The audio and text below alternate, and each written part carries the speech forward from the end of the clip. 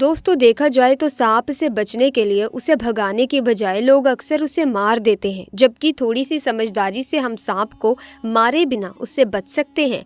बड़े बुजुर्गों से आपने सुना भी होगा कि नाग हो या सांप हो, इन्हें मारना नहीं चाहिए। नाग को मारने पर उसकी आंख में मारने वाले की तस्वीर छप जाती है। अगर नाग को मार दिया जाए तो उसे आग में जला देना बेहतर है, नहीं तो नागिन नाग की आंखों में मारने वाले की तस्वीर देखकर बदला लेती है। भविष्य पुराण सहित दूसरे पुराण और शास्त्रों में भी बताया गया है कि सांप को मारना नहीं चाहिए, इससे बड़ा दोष लगता है और कई जन्मों तक इसकी सजा भुगतनी पड़ती है।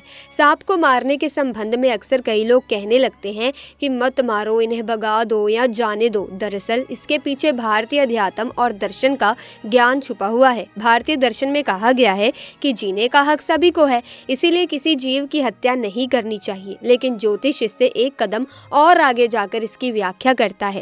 ज्योतिष शास्त्र के अनुसार सर्प को मारने से सर्पदोष, पितृदोष लगता है। इन दोषों की वजह से जीवन में कई तरह की परेशानियां, कार्यों में बाधा और संतान संबंधी विषयों में कष्ट मिलता है। बहुत से लोगों की जन्म पत्री में काल सर्प, सर्पदोष और पितृदोष होने की स्थिति में भी यही कारण बताया जाता है। ऐसे में दोस्तों तब क्या हुआ जब इच्छाधारी नागिन ने दिया एक बच्चे को जन्म और व्यक्ति की एक गलती के कारण इच्छाधारी नागिन ने उसके साथ जो किया, सुनकर आप लोगों के होश उड़ जाएंगे। तो ऐसे में इस वीडियो को आगे बढ़ाते हुए कहानी को शुरू करते हैं, लेकिन उससे पहले कमेंट्स में पूरी श्रद्धा से सच्चे मन से हर हर महादेव जरूर लिखें, ताकि भगवान शिव का आशीर्वाद आप पर और आपके परिवार पर सदैव बना रहे। तो दोस्तों ये चमत्कारी घटना है राजस्थान के एक छोटे से गांव चंदेला गांव की। दरअसल ये घटना घटित हुई चंदेला गांव के मुखिया और वहां के सबसे धनी इंसान मयंक जी के साथ। मयंक करीब आज से 5 साल पहले एक साधारण एवं गरीब व्यक्ति का जीवन व्यतीत करते आ रहे थे। वो अक्सर जंगल में अपनी बकरियां चराने जाया करते थे। एक दिन बकरी चराते चराते वो जंगल के थोड़ा अंदर निकल गए। उसी जंगल में एक इच्छाधारी नागिन अपने नाग के साथ एक विशाल पेड़ के पास रहा करती थी। वो नागिन दरअसल गर्भवती थी। शाम का वक्त था और मयंक जब उस पेड़ के पास से गुजरा तो उसे वहां एक तेज चमकती चीज दिखाई दी, परंतु साथ ही वो दोनों नाग नागिन भी वहीं थे। उन्हें देख वो थोड़ा सा डर गया और तुरंत ही वहां से जल्दी से घर की ओर भागा।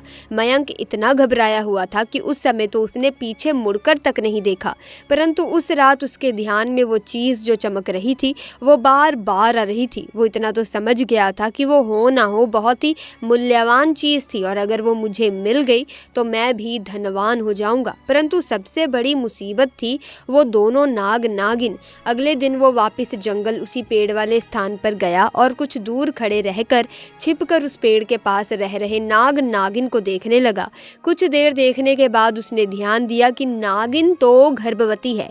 वो उस रात घर आकर सोचने लगा कि ये अच्छा मौका होगा जब नागिन अपने बच्चे को जन्म देगी, तभी वो नागमणि चोरी कर लेगा, क्योंकि उस समय नागिन कमजोर होगी, बस नाग को मारना होगा। दोस्तों कहते हैं कि अगर किसी नाग के मुंह की तरफ गोबर मार दिया जाए तो वो अपना होश खो बैठता है।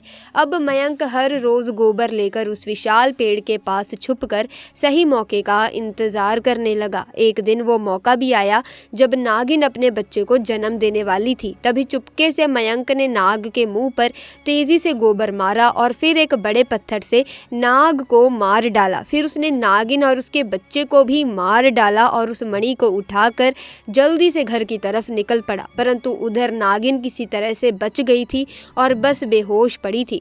जब नागिन को होश आया और उसने अपने बच्चे और पति को मरा देखा तो उसके दुख दर्द का ठिकाना नहीं रहा। वो उस समय गुस्से से पागल हो जा रही थी और उसने मयंक से बदला लेने की ठानी, परंतु मणि चली जाने के कारण वो अपनी शक्तियों का प्रयोग नहीं कर सकती थी। परंतु अभी भी वो अपना रूप तो बदल ही सकती थी। इधर मयंक को जैसे ही मणि मिली तो उसका पूरा जीवन ही परिवर्तित हो गया। उसकी फसल इस बार काफी अच्छी हुई और काफी महंगे भाव में भी बिकी। उसकी तो जैसे मानो लॉटरी लग गई हो, क्योंकि जो भी वो धंधा कर रहा था उसे हर जगह से लाभ मिल रहा था और मयंक को पता था कि ये सब उस चमत्कारी नागमणि का ही कमाल है। गांव में हर जगह उसका नाम था। मयंक के इस रुतबे को देखकर एक अच्छा रिश्ता मयंक के लिए उसके पास ही के गांव से आया और रवीना नाम की एक सुंदर स्त्री से उसका विवाह संपन्न हुआ। रवीना अपने पति मयंक को बहुत प्यार करती थी और बहुत इज्जत देती थी। दोनों एक दूसरे का कदम कदम कदम पर साथ निभाते। उनकी जोड़ी गांव में मिसाल बन चुकी थी।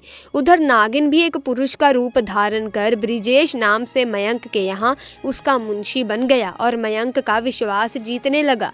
मयंक भी ब्रिजेश के व्यवहार और वफादारी को देख उसे अपने भाई समान ही मानने लगा। एक दिन रवीना अपने पति मयंक के पास आती है और बताती है कि तुम पिता बनने वाले हो, मैं गर्भवती हूँ।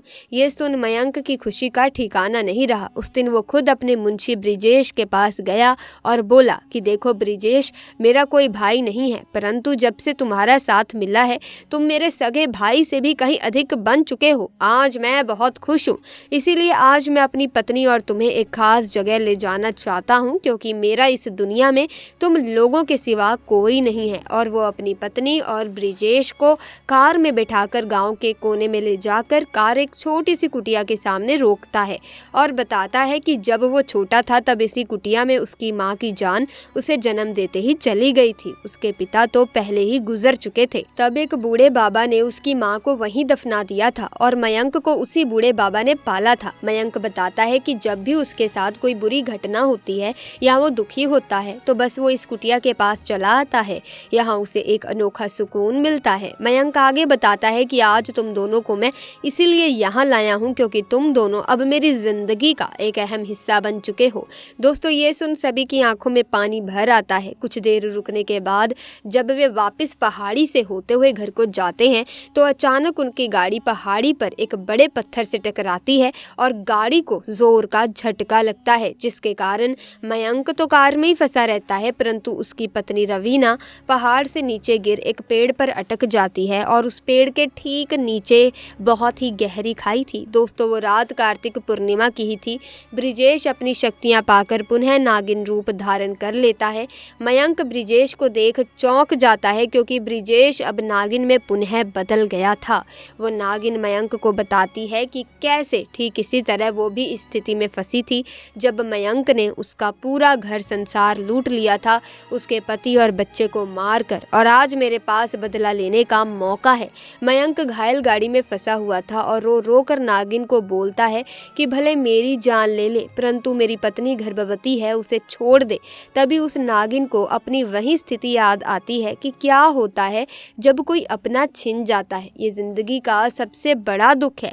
नागिन ने मयंक का उसकी पत्नी के प्रति सच्चा प्यार देख उसे माफ कर दिया और उसकी पत्नी को पेड़ से निकाल बचा लिया तथा दोनों को हॉस्पिटल छोड़ खुद वापिस जंगल में उस विशाल पेड़ के पास चली गई।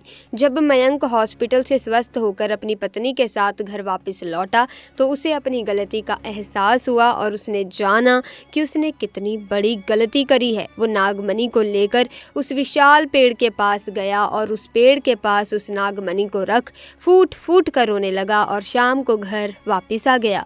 दोस्तों, कभी कभी इंसान लालच में इतनी बड़ी गलती कर बैठता है कि उस गलती को कभी भी ठीक किया ही नहीं जा सकता और बस अंत में पछतावा ही रह जाता है। आपको ये घटना कैसी लगी कमेंट्स में ज़रूर बताएं। साथ ही वीडियो को लाइक करें, शेयर करें, चैनल को सब्सक्राइब करके बेल आइकन को प्रेस करें ताकि इसी तरह की वीडियोस की अपडेट आपको मिलती रहे। आपका बहुत बहुत धन्यवाद।